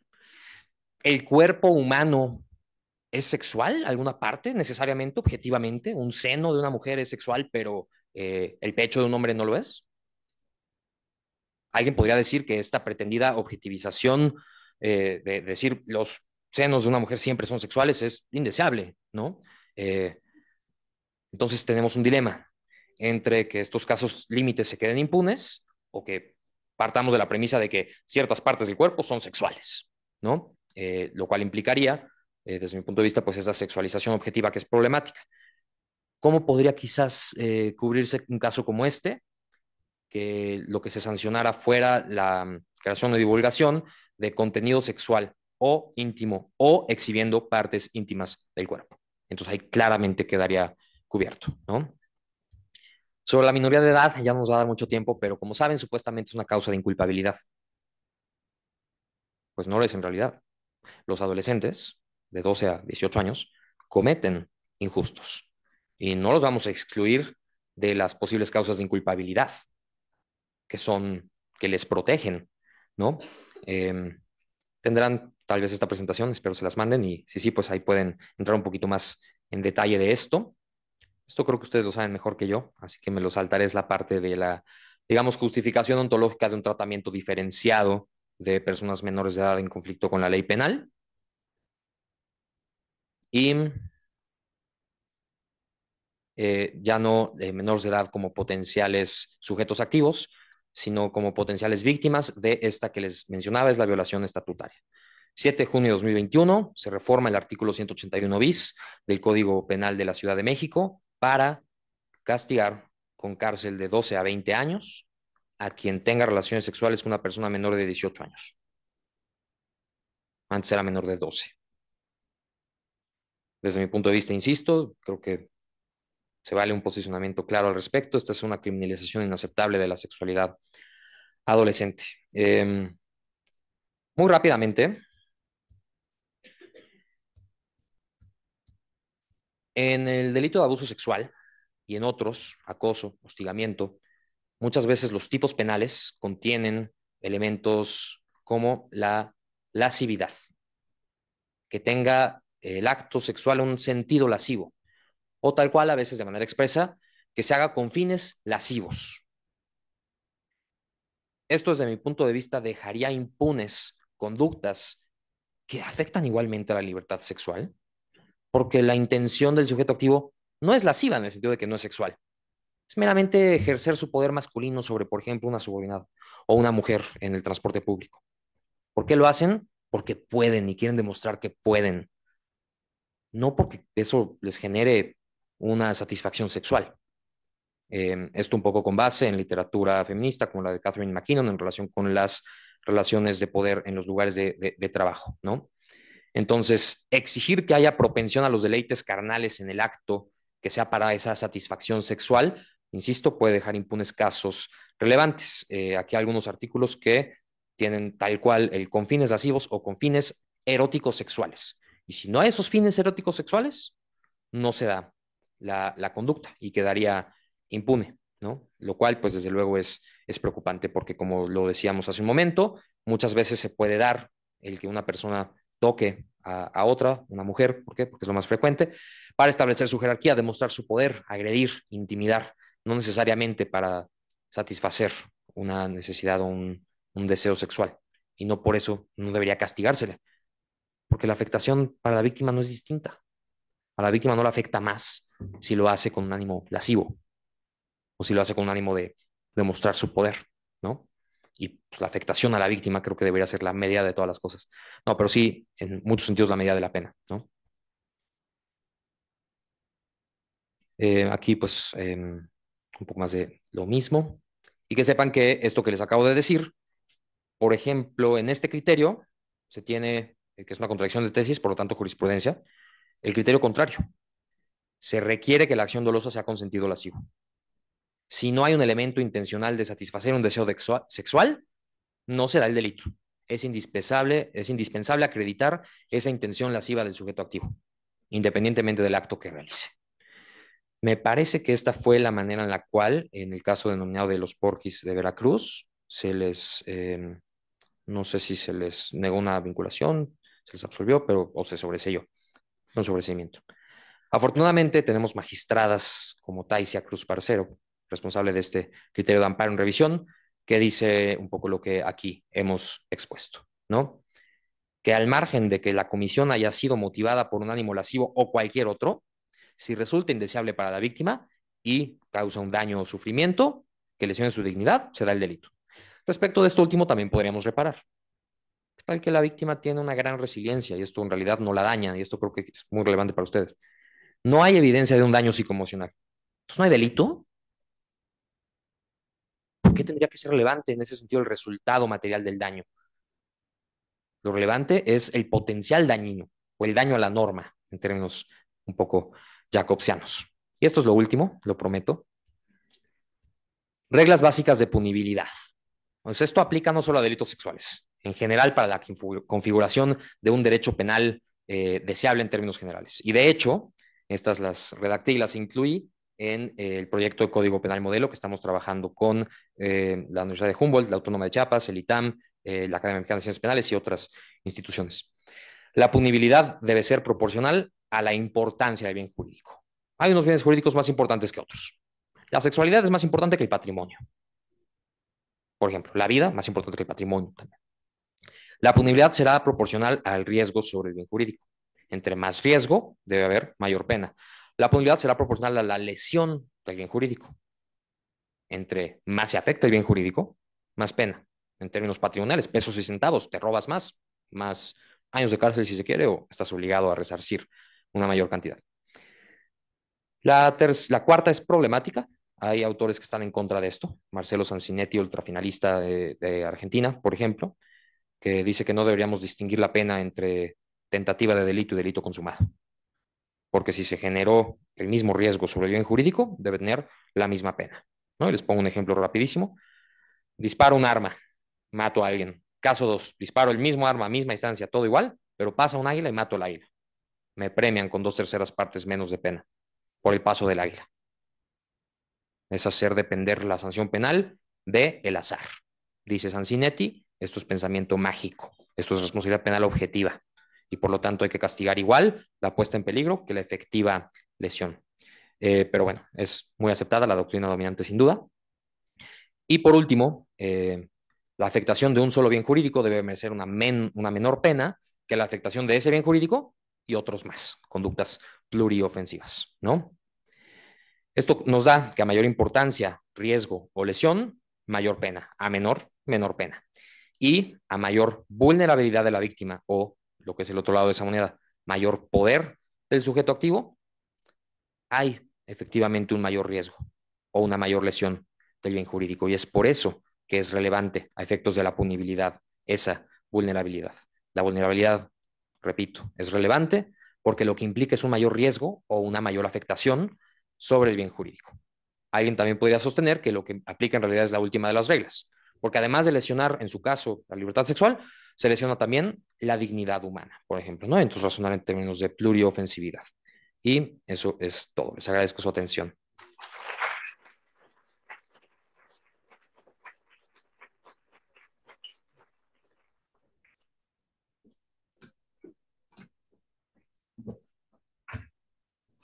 Bueno, pues agradecerle enormemente al maestro Javier Schutt su exposición. La verdad es que es muy, a mí me pareció muy interesante y espero que ustedes también. Em, la verdad nos ha hecho en un ejercicio de muy, muy loable de tratar de resumir teorías penales, teorías que han venido evolucionando en el tiempo y que son aplicables a nuestro sistema jurídico sobre cómo punir, ¿no? Entonces, han tenido esta tarde un repaso rápido de teoría del delito, ¿verdad? También me da mucho gusto que les haga sentido, porque si ustedes ya están en segundo y cuarto semestre, entonces ya tomaron materias que les posibilitan comprender esto. Um, Espero que sí todo mundo haya entendido esa primera pregunta que nos hizo el maestro sobre, a ver, todo el mundo entiende cuál es el derecho penal del autor y del acto. Ah, perfecto. Entonces, con eso creo que nos pone en la mesa, pues esta confusión que existe todavía en nuestra normativa penal sobre que no necesariamente siempre se pone solo al acto, sino también al autor, ¿no? Y que hay ciertas persistencias en nuestro sistema penal mexicano de variabilidad en las políticas para establecer penas. Nos dijo, hay una gran tendencia, y eso lo tenemos muy claro, por punir, aumentar penas como una política criminal muy útil, ¿no? De convencimiento de que la sociedad se siente bien con tener penas altas, pero en realidad no son tan útiles, ¿no? Desde el punto de vista de política criminal, porque no desalientan a la persona que comete el delito, porque va a prisión, ¿ok? ¿Y la prisión de qué sirvió? ¿No? La prisión es cara para la sociedad, la prisión no reinserta, y la prisión puede dar lugar a que se fomenten otro tipo de violaciones. También nos habla de cómo en estos delitos que tienen que ver con violencia de tipo sexual y también considerar que las víctimas pueden ser personas que se encuentran en condiciones de vulnerabilidad, pues da lugar a que eh, existan ciertas definiciones en los tipos penales que son difíciles de probar. En primer lugar, los tipos penales que están en este ámbito ocurren en lo privado, ¿no? Es muy difícil tener testigos de que ocurrieron las cosas y entonces nos tenemos que dirigir muy concretamente a probar de una forma muy sofisticada. Y yo sé que ustedes tienen preguntas, pero yo voy a aprovechar por empezar a hacer una que creo que puede ser muy, pues una buena continuidad de la plática que ya nos dio y que creo que nos interesa aquí saber.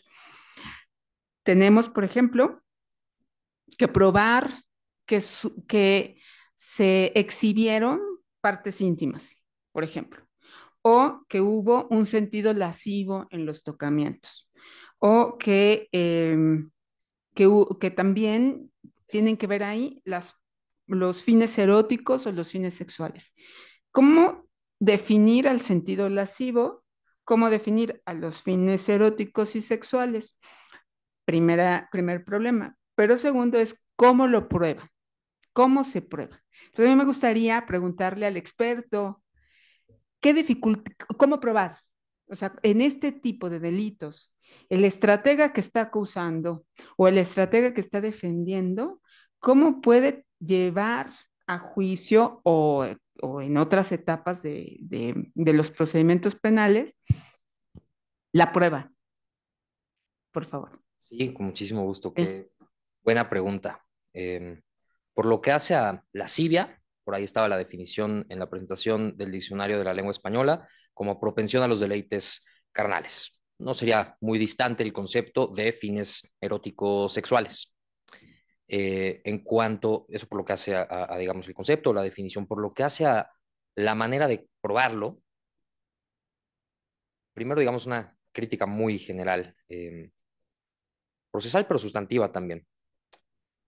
La concepción de la intención humana, el ánimo, como relevante para el derecho penal es problemática. Se empieza a cuestionar.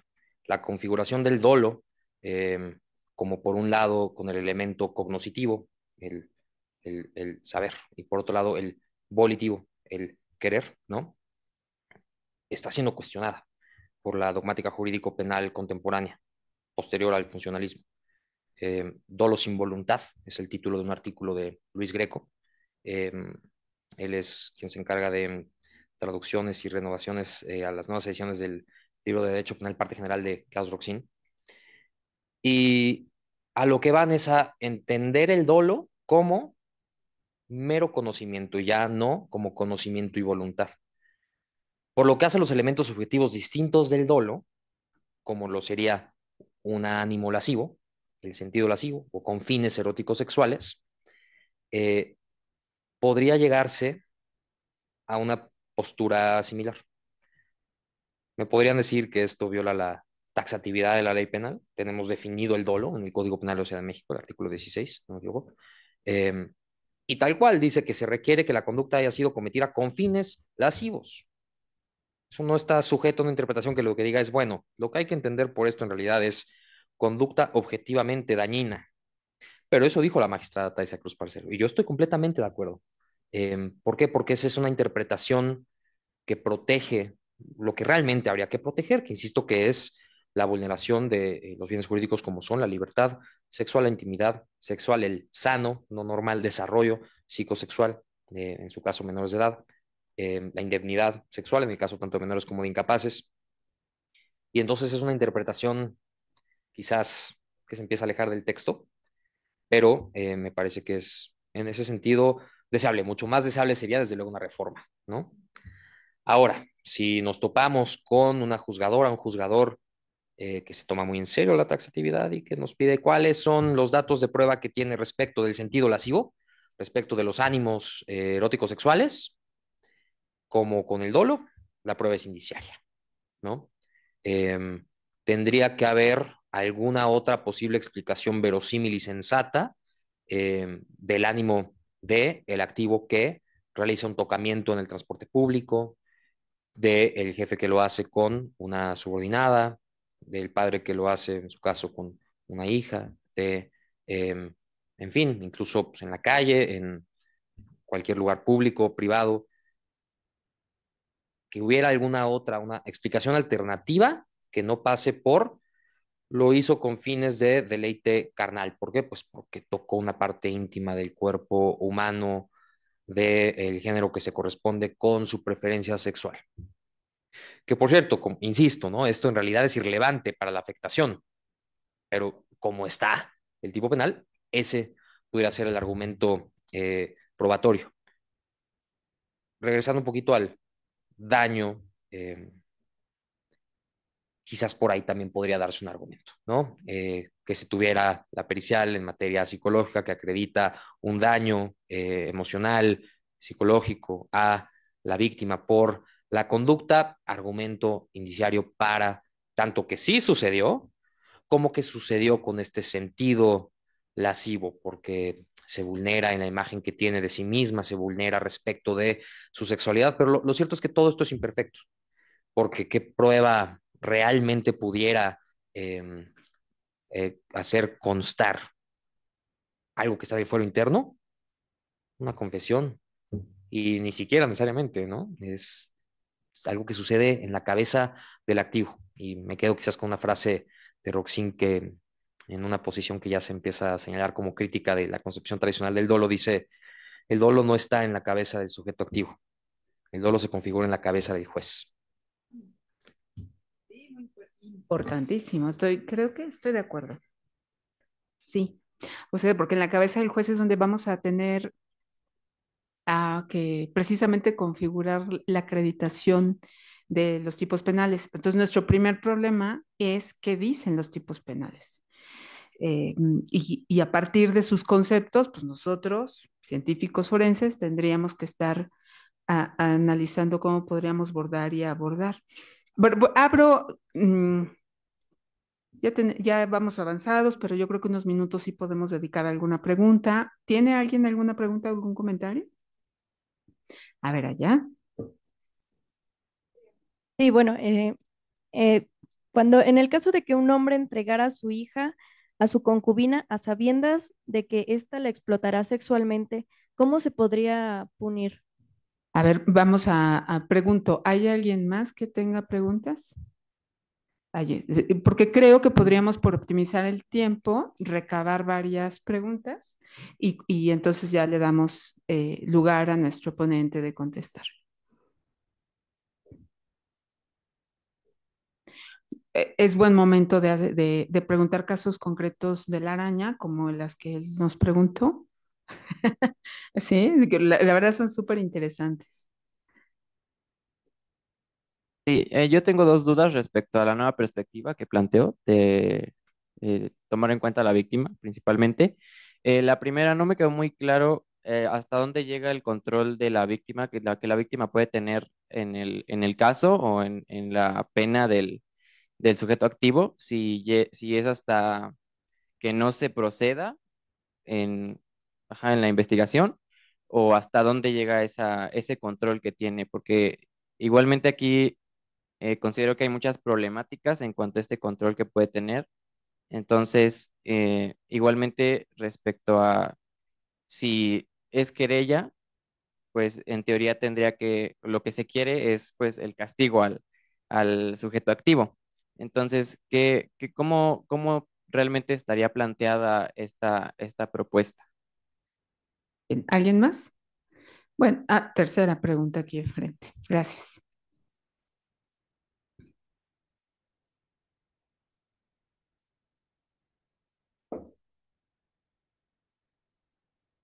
Por ejemplo, en el caso de que nos mencionaba de cuando había una criminalización en el derecho del libre desarrollo sexual de los jóvenes, ¿es posible acreditarlo?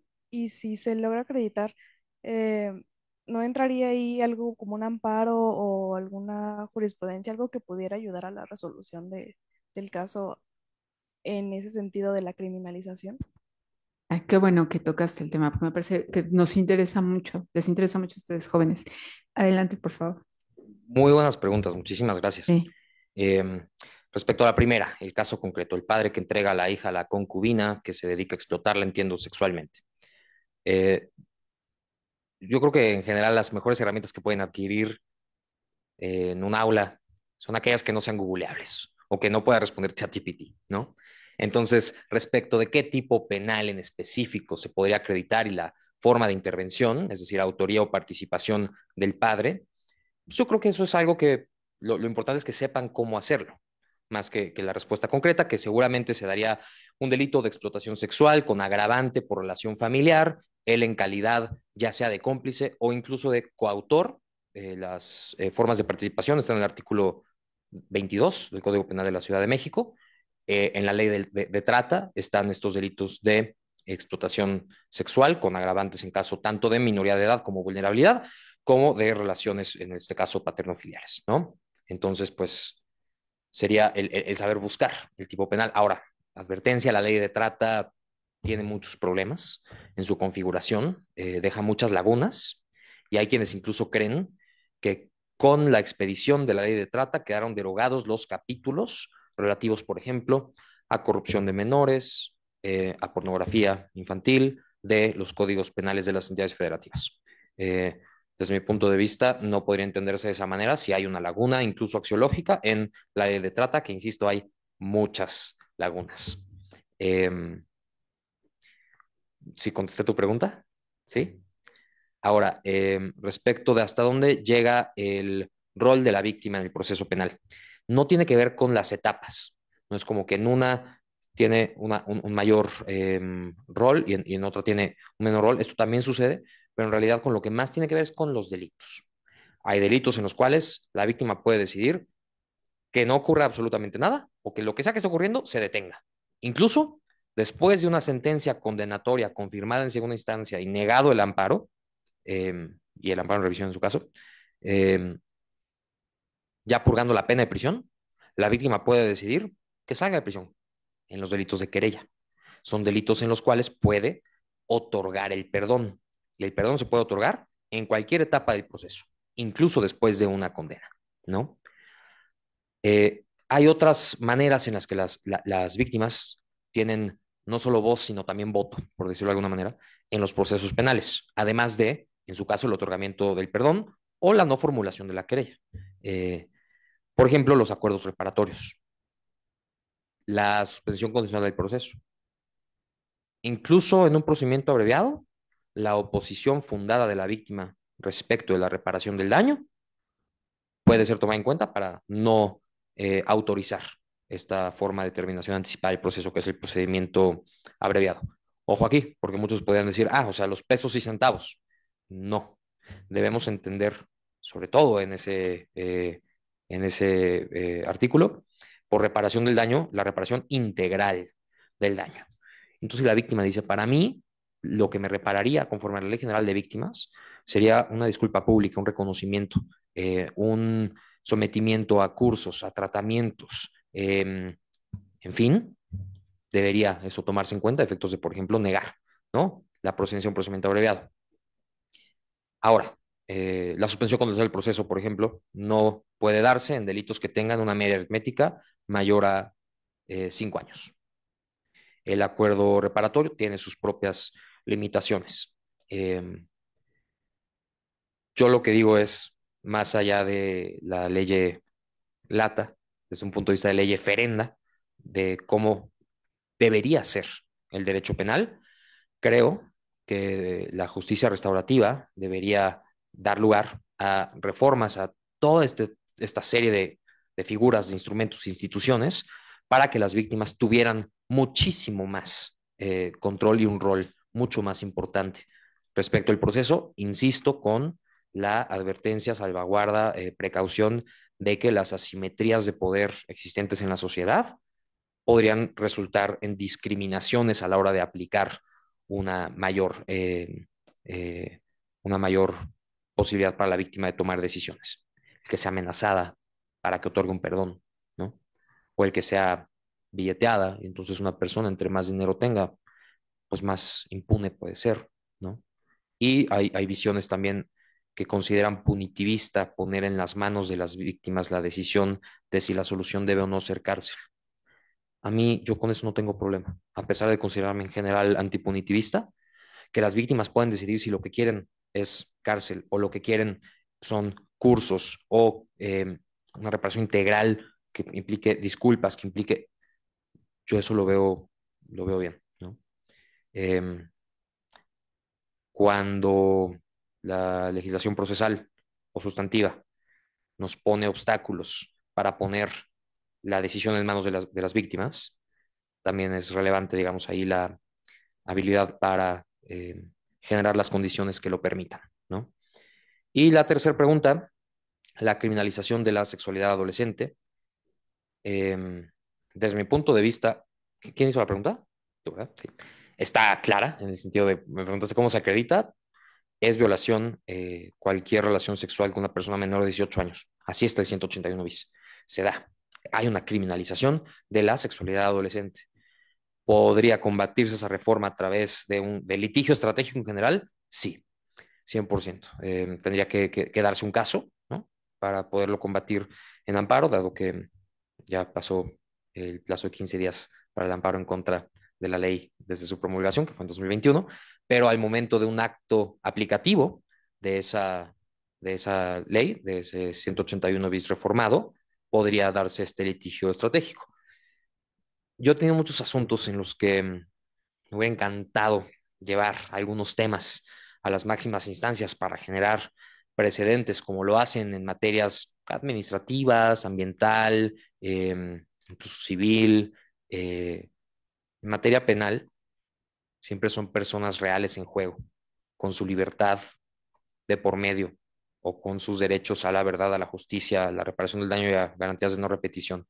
Y entonces, uno como asesor jurídico o como defensor no puede instrumentalizar a una víctima o a una persona imputada, investigada, inculpada, acusada, para efectos de generar un precedente. Lo que sí me ha pasado es que estén dispuestas y que digan, hagámoslo, ¿no?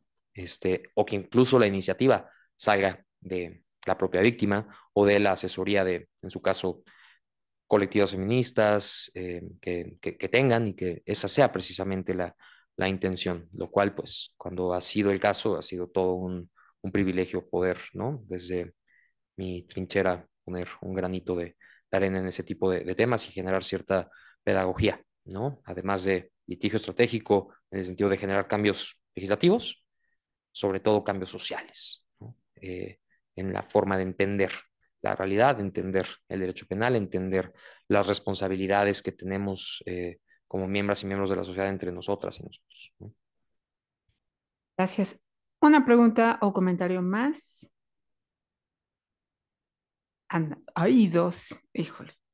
Como lo hicieron al mismo tiempo, las dos. Y ahí cerramos. ¿Sale? Ujú. Yo tengo dudas acerca de cuáles podrían ser las soluciones acerca de, pues estaba comentando que ahorita lo que importa es como a veces la interpretación que le da el juez hacia la norma. Entonces, ¿cuáles podrían llegar a ser esas soluciones dado a que usted mismo mencionó que existen varias lagunas, por ejemplo, en el hecho de trata de personas? ¿Cuáles podrían ser las soluciones para las víctimas, dado a que quieren llegar a las últimas instancias, por ejemplo? Claro, Uy, perdón, la otra y entonces, de ¿no? acuerdo, sí. Así para que vayamos cerrando pronto. Sí. Estaba más que nada por su consideración. ¿Usted considera que las personas trans podemos ser consideradas vulnerables con respecto a la hipersexualización y el fetichismo? Muchas gracias. Ahora sí, estas son las últimas dos preguntas y con eso cerramos. Voy en reversa para que no se me vaya a ir. Desde luego que el formar parte de disidencias sexuales en general, como categoría más amplia que propongo, me parece una categoría vulnerable, categoría sospechosa, ya desconsiderada, ¿no? Jurídicamente, pero es un caso de vulnerabilidad, sin duda. Es problemático luego el poner esa etiqueta de vulnerabilidad. Desde luego que se hace con la intención de que eventualmente deje de serlo, que sea una persona trans deje de implicar vulnerabilidad, pero que hoy lo implica sin duda por tantas razones, o sea, tanto por la cuestión social, cultural, familiar, laboral, académica, eh, lugares en los cuales hay tan arraigadas prácticas discriminatorias que les afectan, como por instituciones creadas, escritas, absolutamente explícitas y positivizadas, como el propio derecho, que no fue construido pensando en estas disidencias sexuales, incluyendo las personas trans, que fue construido por hombres para hombres. Es androcéntrico, ¿no? Es producto del patriarcado. Y entonces, tener esta perspectiva de género que incluye todas las disidencias sexuales, no solo la vulnerabilidad que implica ser mujer, perspectiva de infancia, perspectiva multicultural, eh, es fundamental a la hora de revisar tanto legislación como casos concretos, a la hora de llevar los casos, ¿no? Eh, y hay, en ese sentido, estas discriminaciones y también lo que mencionas, ¿no? Esta fetichización. Eh, Creo que es fundamental el derecho penal como herramienta para esos casos. Existen transfeminicidios, no se requiere una reforma. El feminicidio, como está contemplado, es quien priva de la vida a una mujer por ser mujer, por razón de género. Una mujer no dice cis o trans, ¿no? Desde mi punto de vista, el feminicidio abarca, y así lo dice también el protocolo de la Suprema Corte de Justicia de la Nación para juzgar con perspectiva de género, así como una, no sé si es opinión consultiva, de la Comisión de Derechos Humanos de la Ciudad de México. El feminicidio incluye el transfeminicidio, por ejemplo, ¿no? Eh, por lo que hace a la segunda, que fue la primera pregunta, la interpretación que pueden hacer los jueces para llenar, en su caso, lagunas. Aquí hay, vaya, mucho material de teoría general del derecho, filosofía del derecho que podríamos tocar y muchísimas discusiones muy profundas al respecto de las distinciones entre interpretar la ley, integrar la ley, sobre cuál debe ser el rol del juzgador, si debe ser lo más neutral posible y por lo tanto a la hora de llenar una laguna, resolver una ambigüedad o resolver una vaguedad, en casos límite, en casos no núcleo de significado, sino que están en zonas grises del significado de las palabras incluidas en los textos normativos, debe ser reconstruir el sistema valorativo previsto en la propia ley y buscar la aplicación de los principios que de ahí derive al caso concreto que no está regulado o que es limítrofe. O hay quienes dicen, no, no, no, el juez debe reconstruir un sentido de justicia más allá de los principios que se desprendan del ordenamiento jurídico en el que él se encuentra inserto, y es la conclusión que esos razonamientos de justicia objetivos le lleven a alcanzar, la que debe aplicar a ese caso concreto, que o no está regulado, o que es ambiguo, que es vago, que son de penumbra, en fin. Eh, yo no tengo una posición muy concreta al respecto, pero la segunda solución tiene una premisa que no comparto, que existe una justicia universal, objetiva, un bien objetivo, un derecho natural, ¿no? Es la postura ius naturalista, que no comparto. E insisto, vocablos como naturaleza, agua siempre. La falacia es naturalista y escondidos detrás razonamientos que en realidad son morales, contingentes, ideológicos, políticos, no objetivos, no universales. Eh, Más allá de esa, insisto, discusión de teoría general del derecho, en un caso muy concreto, una jueza, un juez, tiene que sopesar, porque en casos de ambigüedad, vaguedad, contradicción normativa, antinomia, laguna axiológica, la interpretación que haga no necesariamente tiene que ser pro víctima. Técnicamente, el derecho penal siempre ha sido concebido, la ley del más débil como la ley, el derecho, las garantías de la persona imputada. Incluso libros, cátedras que son de procesal penal se usan casi como sinónimo como las garantías del imputado. La presunción de inocencia, indubio pro reo, ¿no? Implican que ante quizás una posible antinomia o contradicción, ¿qué ley hay que preferir? La que sea más benéfica para la persona acusada. Si tenemos la concepción que yo criticaba del modelo de seguridad ciudadana, de que la relación entre víctima y persona acusada es un juego suma cero, vamos a creer que aquello que favorece a la persona acusada es en detrimento de la víctima.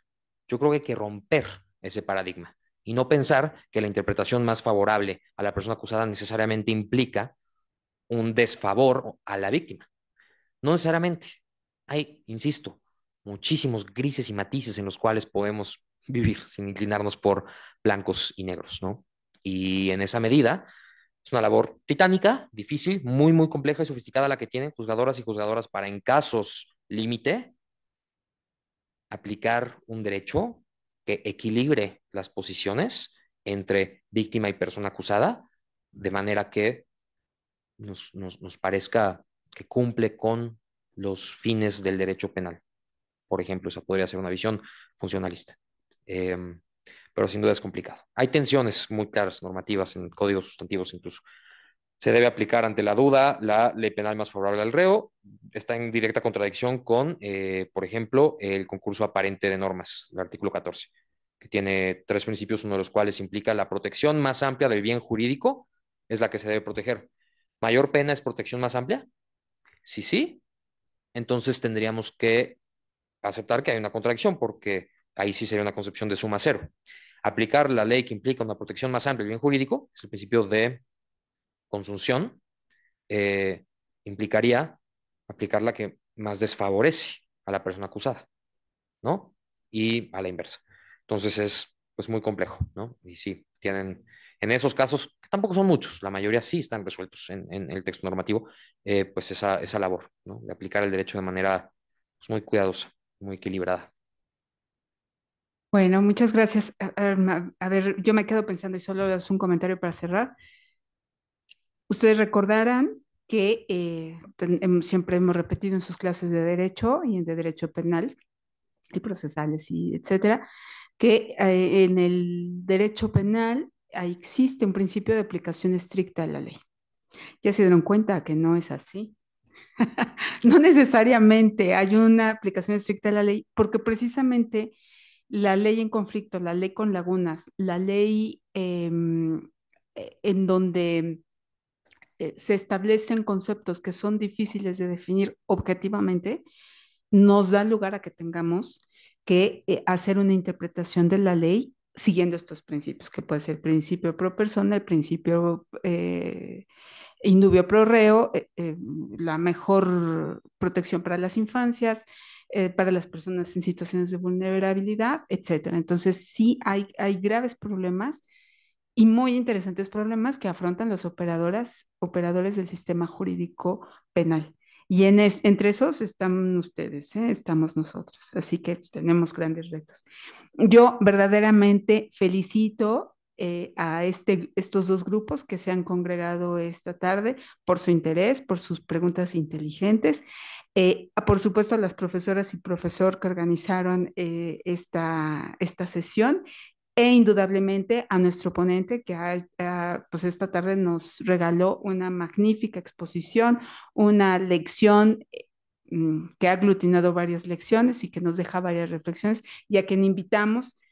Seguramente seguiremos invitando a que venga a visitarnos y nos comparte de su conocimiento y sus experiencias. Estas personas como él nos pueden abrir muchas puertas de reflexión que necesitamos tener constantemente en la formación de ustedes. Así que pues muchísimas gracias. Démosle un gran aplauso.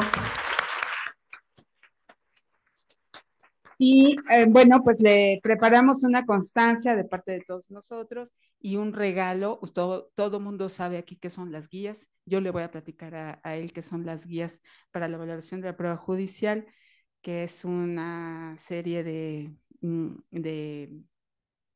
instrumentos, herramientas que hemos publicado en esta escuela, precisamente para tratar de contribuir desde la ciencia y la técnica a los órganos jurisdiccionales y a todos los actores jurídicos para la mejor comprensión de la prueba pericial. Entonces, espero que sea útil y recibir las críticas para su mejor construcción. Muchas gracias, buenas noches.